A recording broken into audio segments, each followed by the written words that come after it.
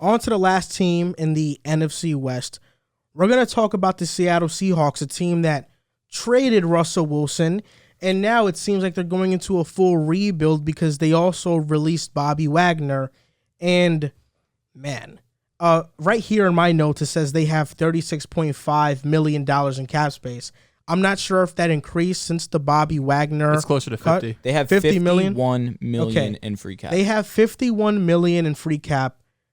I'm under the assumption that I don't necessarily think the Seahawks are going into a full rebuild.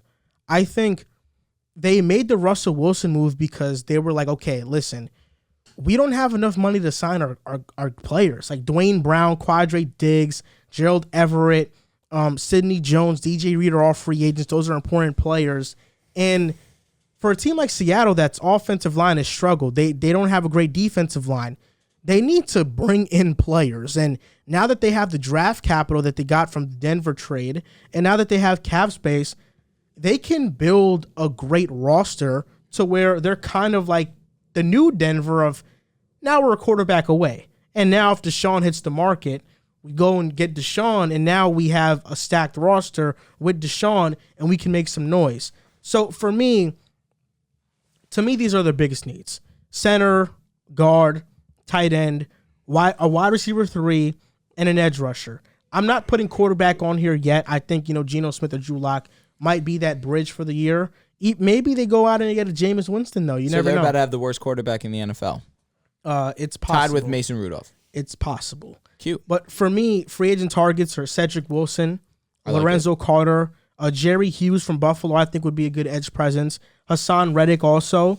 Offensive lineman, Ben Jones, center from Tennessee. Ben Allen from the Rams center. Ethan Pokic, re-signing him, I think would be a good idea.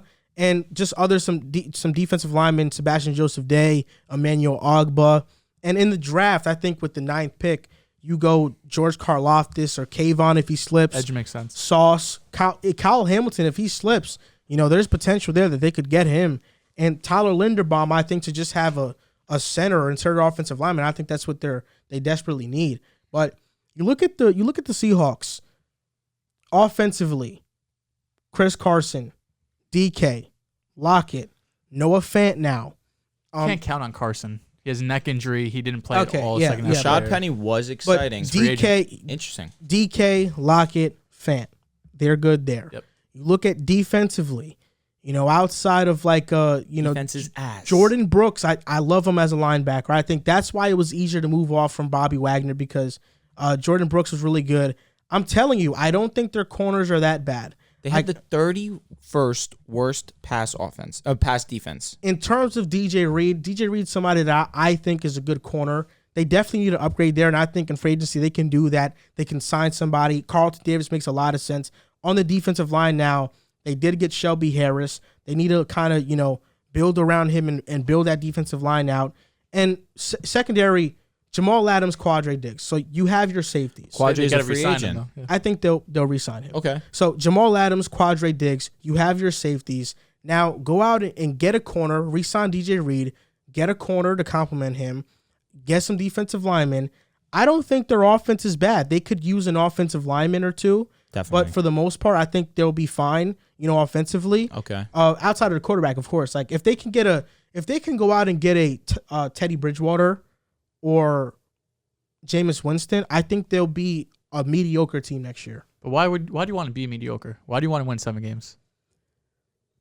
I don't know. You just what I mean? Like you just traded Russ. You just cut Bobby Wagner. To me, this screams full rebuild. The thing about it, though, like I know what you guys are saying, but the NFL is so much different than like the NBA, where when a team trades everything and they go into full rebuild, like they go into full rebuild in the NBA to like where fans understand we're gonna suck. In the NFL, nobody truly goes into a full rebuild. Lions? Like they trade everything. Jets?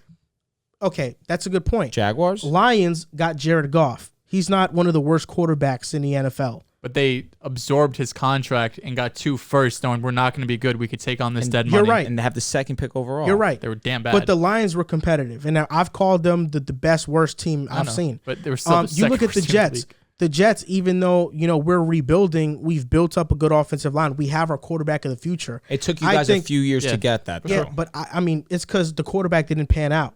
That's really why. Sam didn't pan out. We rebuilt really. I mean, this team's basically been in a rebuild for like 5 years. But what I'm saying is that in the NFL, teams don't truly rebuild. I don't know if the Seahawks are going to be like Drew Lock is our day one starter. I think they bring in a veteran like a Jameis or Teddy or maybe like a Fitzpatrick, and they compete. I don't think it's just like, okay, we're going to try to be as bad as we can at the quarterback position. Yeah. I don't think they do Drew that. Lock is Drew Lock, it doesn't get much worse. He's fourth. I love that I can trash talk him now. He's fourth to last in turnover-worthy plays and last in uncatchable pass rate since entering the league. So it really doesn't get much worse than Drew Lock. He's pretty bad. Yeah. It would be funny if they get Teddy Bridgewater and they have Teddy and Drew Lock all over again. Interesting fact also, this is from a tweet I saw from Steven Ruiz, who works for The Ringer as an NFL writer, does amazing work. He actually tweeted, and it was like a picture, a diagram of like advanced QB stats. Are you really going to say this on camera with the Teddy Bridgewater and Russell Wilson? Yeah, it was guy's unbelievable. Since in the last 2 years, Teddy Bridgewater, like, it was just last season. Last 2 seasons. He did last 2 seasons. Statistically, advanced stats wise, like Teddy Bridgewater and Russ are like neck and neck, bro. I'll be honest, I couldn't give one fuck. No, I'm not saying I'm not saying that it's a fact, but I'm just saying it's pretty funny. So if they get Teddy Bridgewater and let's say they win like it's basically like having Russ. That's what you're telling me. If they get Teddy and they win 8 games, bro, like come on. Do you think the reports of them interested in being interested in Deshaun are true? I do. What would they have to give up though? A bunch. The picks they just got. Exactly. Like it'd be such a weird move to trade Russ. Oh, they'd have to give up the picks that we just gave basically, them. like you'd have to give up those 2 firsts and 2 seconds at a minimum. And probably something more. I don't think so. I think Russ is worth more than Deshaun. I think Deshaun's worth more. I mean, no, not off the trials, bro. Yes, that's true. But if Friday comes, because the only reason a team's trading for Deshaun is if we know for certain one way or another how the case is going to go. If he's free or is found not guilty, he has more value than Russ because he's 25. You're right. But to me, it probably makes more sense to go the veteran route. I really don't see the point in obviously if you get Deshaun, right? But like, why don't just keep Russ at that point? I understand having the money to go and re-sign your guys, but if you go and trade for Deshaun, you're taking on a big cap hit, so it's not like you'll be able to get those guys anyway. Not originally though. What do you mean? Because the Texans would take on that dead cap hit, but Deshaun's cap hit would still be large. But kind of like the trade when they traded him to Denver, like Denver's only taking on $17 million of that. Okay, so like for future years, you're right, But also, Deshaun's 25, bro. Yeah, and you do it in a heartbeat. Younger. It would just be such a unique trade like we've never really seen before. So I'm predicting at least they go for a veteran, maybe even like someone like Mitch, maybe has some more upside than a guy like Teddy. But I think Teddy makes sense. And we know like Jimmy G would make sense, but he's not happening to be in the same division. I think a couple other needs. I mean, they do have a few. I think edge, being a really deep edge class, like we've mentioned multiple times, makes sense. They only had 34 sacks last season, which was not infused in the NFL. Their top pass rushers being Carlos Dunlap, who's over 30 years old, had 8.5 sacks. Interior lineman Rasheem Green had a career high 6.5, and their second round pick, Jarrell Taylor, also had 6.5. So they had some guys, they were able to do it, but they still need some more depth there. And it being such a talented class, I think they go that way. I think corner, as you mentioned, is a need. DJ Reed, Sidney Jones, both free agents. Mm-hmm. So at 9, Sauce, Stingley, one of them's definitely going to be there. The way it's moving seems like Sauce has a higher chance going top 5 than 6 to 9. So I don't think Sauce will be there, but Stingley's probably someone you have to consider. They really started that Legion of Boom, having those elite corners, and Derek Stingley has that upside to be one of the better corners in the NFL.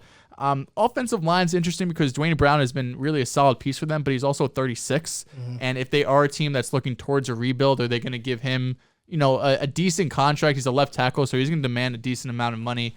And the expectation is for them to re-sign Patchich too, if that's how you pronounce the name, Ethan. They're starting offensive lineman. Pokic, whatever it is. But they could probably upgrade center if they were interested in like a Ryan Jensen or Ben Jones if they want to go that route. But if Seattle's really going to embrace the rebuild, which makes the most sense to me, if you're trading Russell Wilson, it makes sense to get those picks and really just suck, honestly. Like maybe you don't let all of these free agent walks. Mm-hmm. Maybe you let bring in the young guys like the DJ Reeds and the Quandre Diggses. But to me, I would just go rebuild, let some of these older veterans walk, and build through the draft. Before you go, Drew, I have a thought that I want to get out. what if trading Russell Wilson was strategic by Pete Carroll? And Pete Carroll, they pulled the trigger on this move because Pete Carroll was like, you know what? We're going to trade Wilson. We're going to cut Bobby. We're going to get all this cap space. We're going to sign good players.